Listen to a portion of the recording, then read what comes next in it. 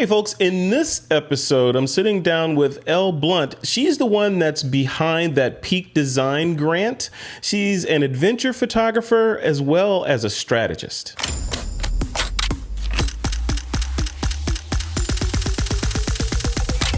This is Twitter. Welcome back to another episode of This Week in Photo. I'm your host, Frederick Van Johnson. Today on the show, I have the distinct pleasure of sitting down with the person that put the bug in the ear over at Peak Design to get them to put together that grant, a gigantic grant of equipment and bags and gear and services that went out to a bunch of really grateful Black photographers out there. A bunch of them I've already interviewed for the show. Hopefully I'll get all of them, but I managed to get the person that put this all together, or that at least got the ball rolling with Peak Design. I have her on the show here to talk about how it all went down. Elle, welcome to the show. How's it going? It's going good. Thank you so much for having me. I'm elated to speak with you. I'm excited to speak with you too. First of all, I'm in awe of what you put together, and what just the driving force behind the grant, and how Peak Design kind of swung into action to make it all happen, and all the other brands that kind of, lined up like behind them in single file to kind of help all these people out that needed the assistance with gear and bags and all that stuff. But I want to talk about the inception of the grant. But before we do that, I want to talk about you a little bit. Tell the world who Elle is, because even just speaking with you briefly, we've only spoken briefly, I get the feeling that you are multifaceted. You have a lot of stuff going on, and you excel at all of it. So what makes up Elle Blount? Sorry. Well, I'm Elle. It's short for my full name, which is Lanisha. And as far as about me, I'm a person that's just endlessly curious, and likes to bring joy and fun to whatever I'm doing or researching or trying to elevate. I think that's pretty much me in a nutshell. And as far as like my background, I went to a school of the arts for high school and middle school, and I think that's when I probably got the creative bug. And then I went to, after undergrad, I went to 5 years of grad school, and in that time is when I found photo. And it's also in that time where I really got interested in like innovation consulting and figuring that out. And so much of it is about photo, and so much of it is about storytelling and being able to be concise and tell an effective story. And I think it lent really well to working with brands as far as the storytelling, the stuff that I do, as well as understanding leverage and how to talk with people in an effective way, and do the storytelling work that I continue to do still.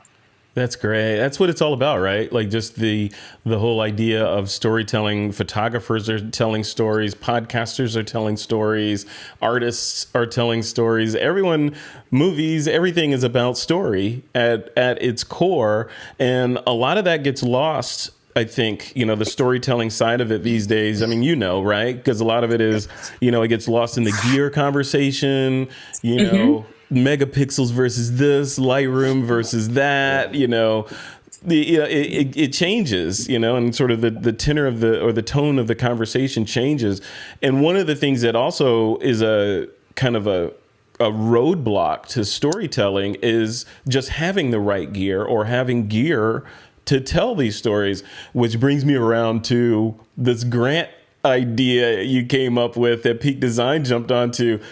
Tell us what happened there. I've read the story. You and I've talked a little bit, but to see it go from I'm like a fly on the wall in the whole process. So I saw it go from an email from the Peak Design people to me, to I saw the spreadsheet as you guys were all working through it and trying to, just sort of troubled over making the decisions, of who's who and, and who's going to get this and all that. It just looked like a really thoughtful experience that you put together. And then for me on the tail end of it, to have these interviews, to do the interviews with the recipients, and just to see the gratitude and the surprise and just the life changing, amount of gear that they got that literally changed the trajectory, I think, in a lot of cases of where they're going with their career. And you were the person that put it together. Tell us about that. Like, how did you come up with that? Well, to answer this effectively, I'm going to try and tell it and try to give a lot of color to it. And Okay. so I started in commercial photography in 2018, and like someone from the North Face saw my Instagram account. And I'm a climber and I do all these fun trips whenever I can, and like asked me to shoot it. And so then it snowballed into like getting a campaign. And all I really had was a Sony A6000. That was it.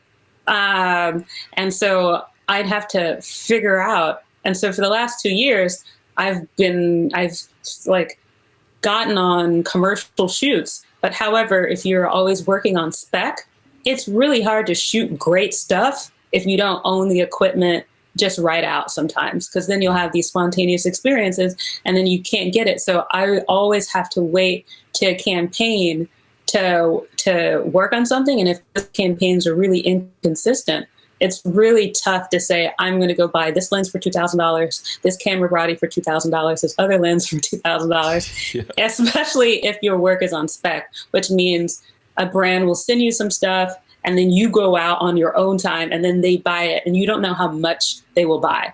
And so it's part of the reason, like, I have a full-time job. Well, I had a full-time job. And you may wait 30 to 90 days to get that money whenever they paid you. So it's something really tough to break into as well, because it's like a culture of, like, from where I'm coming from, a culture of privilege. Like, it's a lot of guys in a van who have a low overhead that happen to have a camera with them. And so, but I'm not coming from that standpoint.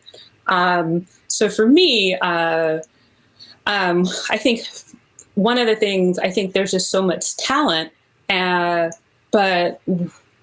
like people often cite, like, we don't know enough people, or da da da da da, and like people will have these reasons of like, this is why we can't find him. There's just no one out there, and I just believe that's completely not true.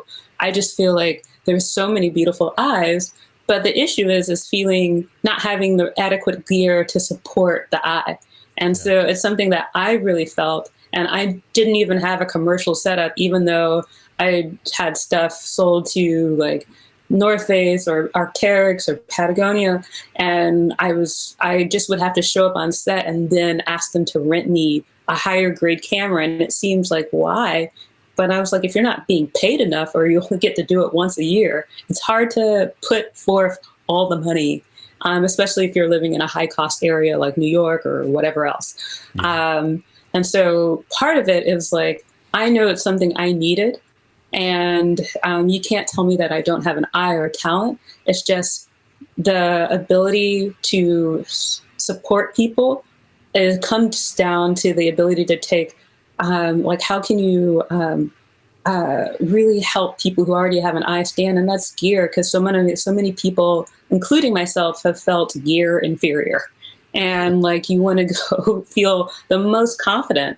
And I just remember last year I showed up to, like, I would fly out from my consulting job in New York and then go to do some of the photo stuff I do. And some from the North Face was like, you don't own your own camera? And I was like, yeah, I own this little guy. And like, I was kind of blown away. And I was like, oh, I just don't see how I have the same privilege as that person. His overhead is cheap if he just lives in a van, and I don't feel comfortable with that. So, and he was like really wowed by it. And I was like, I've been buying work cameras and all types of things just to, it's like a hard thing to crack. So like, that's how it started. And that's how I knew it was needed. It was just based on my own experience of like, if I'm having not a tough time, but if I imagine what I could do, and imagine what so many other people do if they just had the right equipment to continually elevate.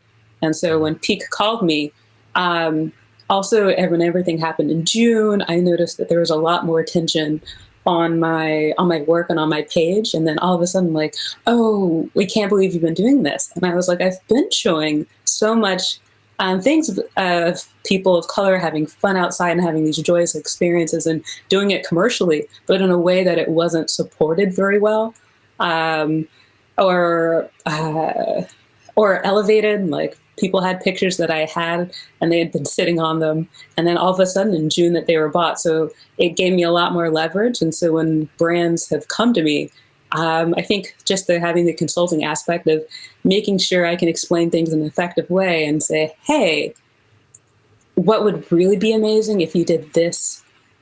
Where's the follow-up with this? So you just want a story on me? Like, how is that changing things? What really will change things?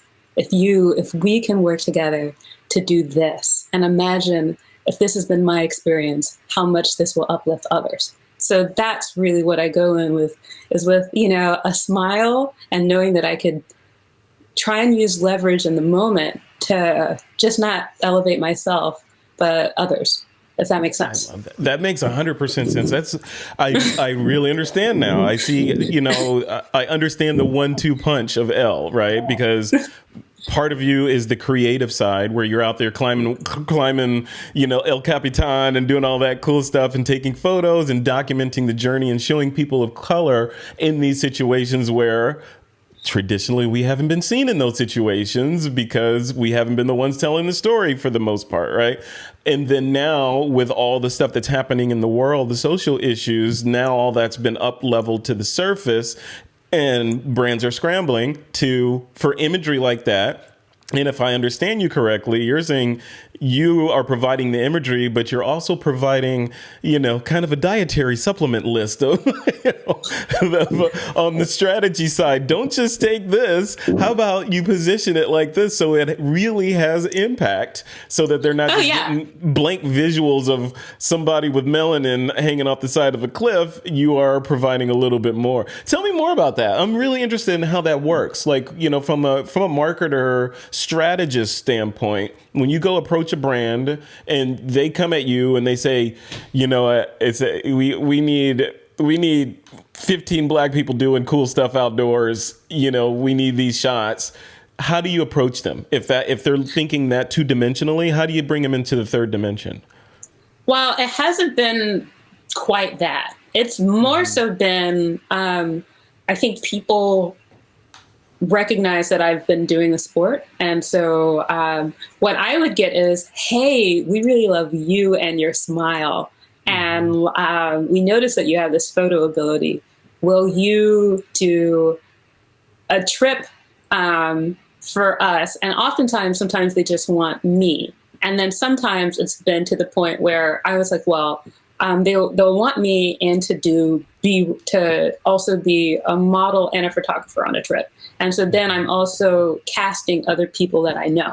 And so it ends up being this like kind of weird thing where I'm in front of the camera and behind the camera. And then then I also get these asks of like, well, let's just see what you come up with. And so I won't tell them who I'm casting.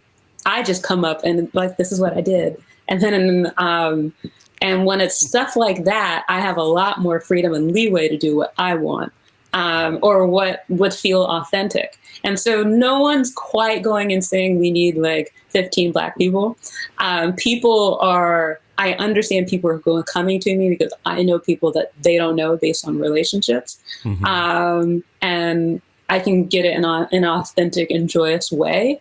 But as far as bringing the strategy to it, it's me just kind of trying to say, this is what I think would be great, and this is what I don't see, or like, let's redo this in this way. And so oftentimes it's me pitching it, and I've been the one having to advocate. It wasn't until this year until it's like overly desired.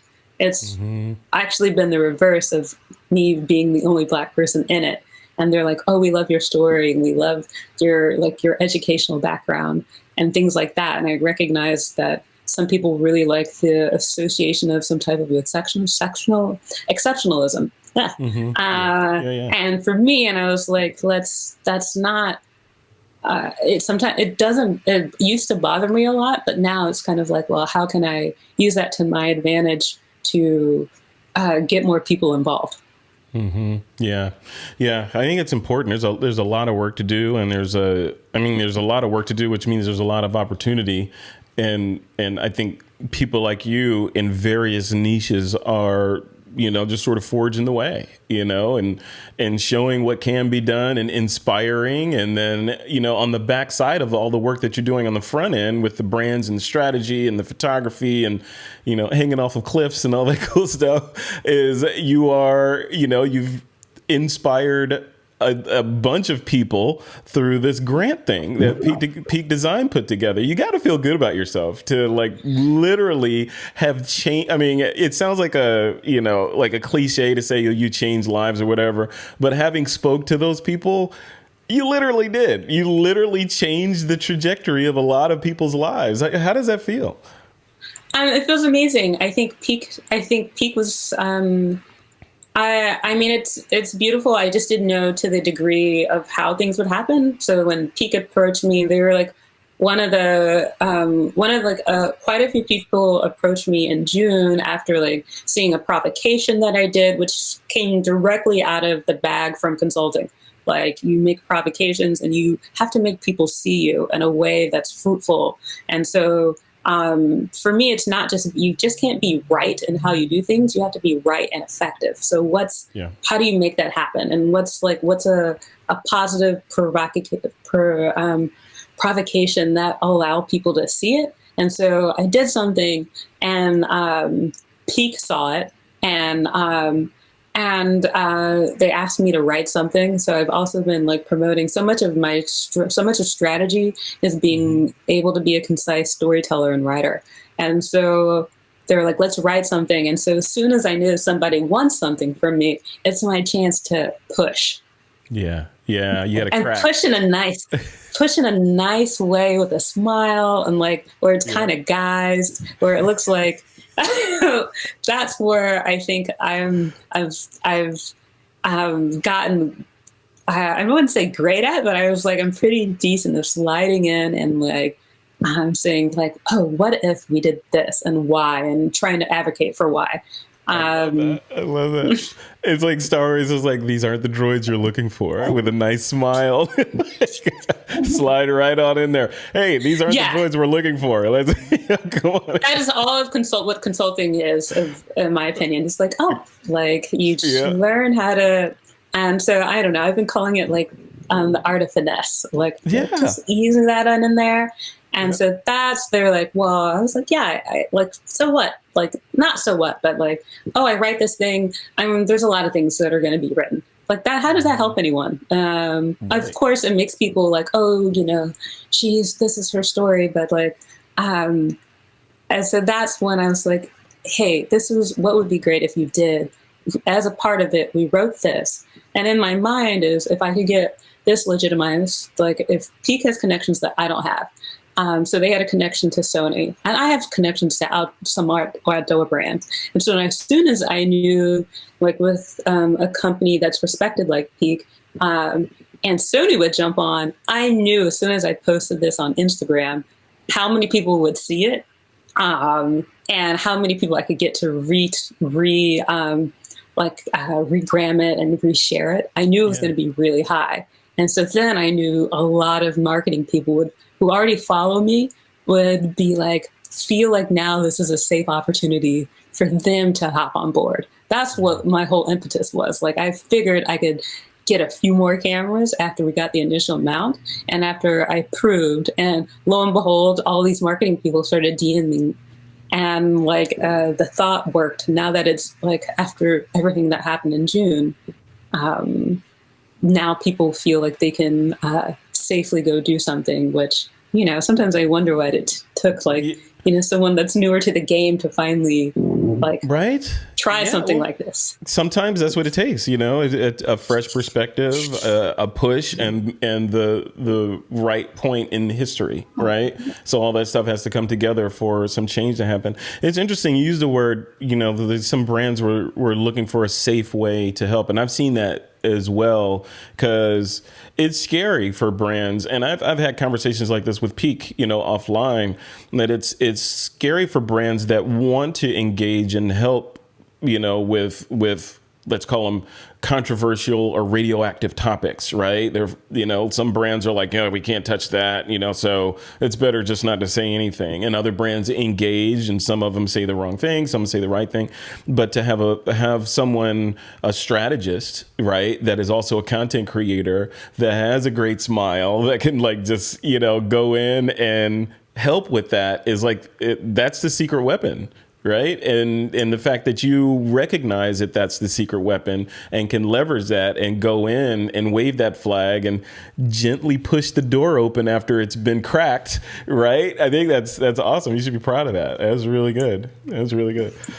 Thank you. I'm elated that it worked. So I was like, as soon as I knew we had 3 cameras, I was like, oh, we're going to get more. As soon as I start posting this, and then brands want to attach themselves now that it's safe. That's what I was hoping for. And to be honest, everybody in that 1,900 people applied. At least, there were at least 500 or 600 people that had worthy stories. It was really tough. And so, it was just really tough, especially photos can be subjective. But to have 7 winners that are amazingly at different levels, and then also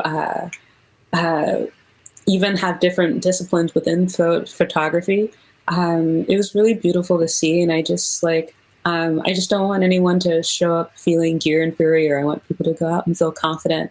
And I feel if you look good, you feel good. And I want people, we deserve. And so, and they deserve. And so, I can't wait to see what comes of it. And I can't wait to see how people also contribute generosity in different ways, as well. So what's next? It sounds like, the door has been cracked, and you, along with Peak Design and Sony and everyone else that sort of helped with that program, the concept has been proven, right? So what's next for you, as an individual, as a strategist, photographer, adventure photographer? Are you planning on sort of recreating this again with other brands? Are you going to do it again with Peak Design? Are you going to do it by yourself? What do you think? What's next? For me, this is the first year I've been working on my own. And so 2020 has just been interesting, in general, because I thought I'd go work in-house at a tech company and continue doing the photo stuff on the side, and be able to elevate it more being back in California. But now it's really flipped with a lot of emphasis on the storytelling and including the strategy, because a lot of brands are unsure where to go or how to do it effectively. And then I can add the storytelling component to it. And so for me, a lot of things are about starting upstream and how does that parlay downstream. And, I'm coming from innovation. And so for me, it's been a way to test the waters, because I'm also interested in product and things like that. And so, and it's just been interesting. I got added as a National Geographic adventure contributor. I got the cover of Outside magazine. And so this was really odd. It was really wild, but everything comes with a conversation and for me to push. And I was like, well, if I do this, what does that mean for people? And people look like me. Let me help you make your process more more clear and transparent for other people who want to submit. What does this mean? And so for me, it's been about building relationships and figuring out. I'm still figuring out next steps of building out several months of work. And then as far as grants, I do have something brewing. Is it secret? I'm ready. You can't tell us about it? It's secret. It's secret. I have something brewing. I'd love to continue doing camera grants. I have something brewing that I would probably be the next level from doing a camera grant. It's something I kind of I'm a bit of an ideator. I was like, no, what if we did this? And so interesting. Okay. So Like I'm Elon Musk. Yeah, the moon looks interesting, but Mars. How about Mars? And then as far as working with Peak, I hope they call me back. I feel like I have more brands that are interested in now.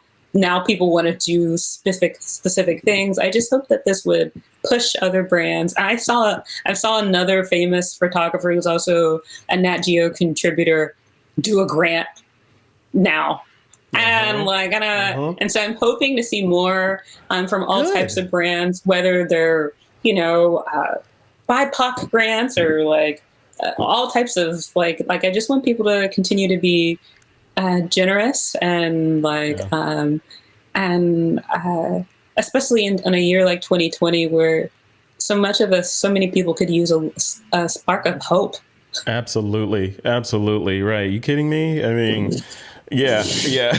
A spark of hope or glimmer or anything. It's just, yeah, it has been the upside down year. Let's call it that. We literally have been living in the upside down all year. It's crazy, crazy. All right, well, cool. So if people want to follow you and kind of check out your your various presences online, or even hire you to do some photography / strategy stuff, what's a good place for them to start? They can go to my Instagram is Urban Climb R.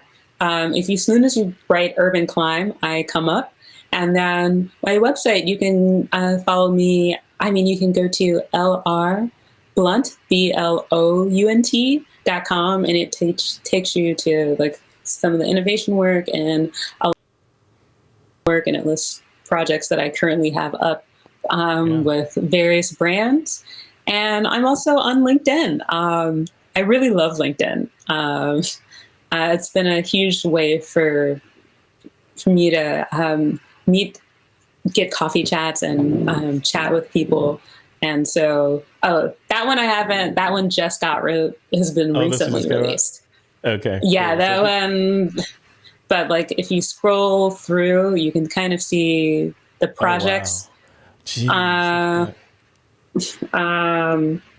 That I've had a chance to get on, and I definitely have some interesting stuff brewing. And for me, I'm also interested in going more lifestyle as well, and still keeping the outdoor tenant, but continuing to branch out of climbing and try things. And I have something really interesting brewing with innovation and adventure as well.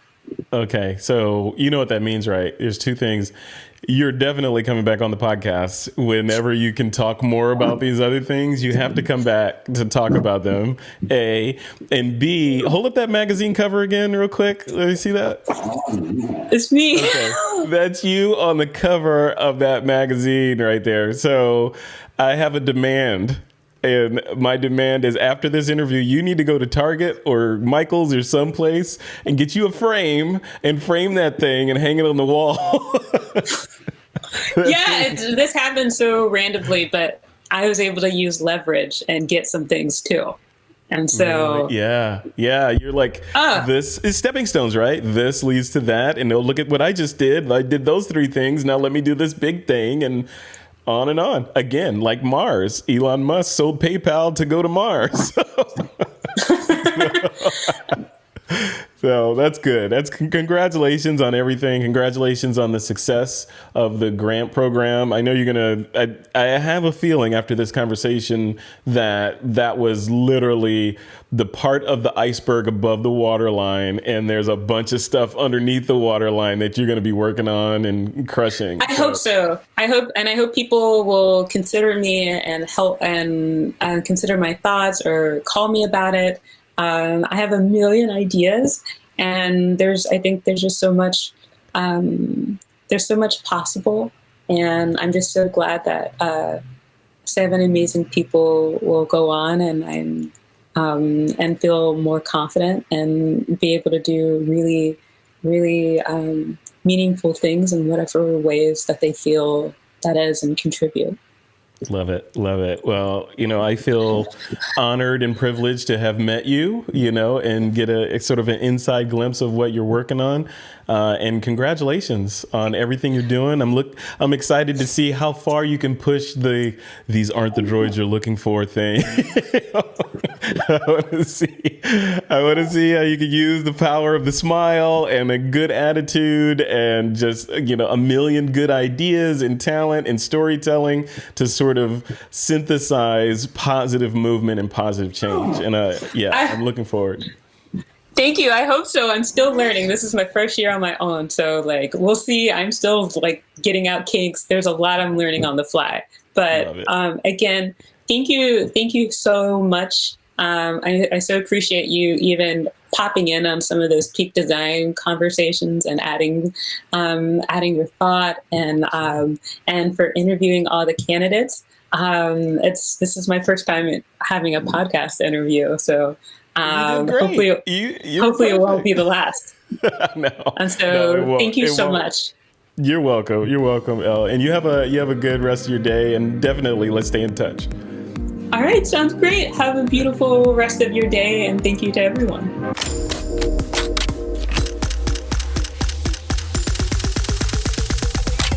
This is TWIP.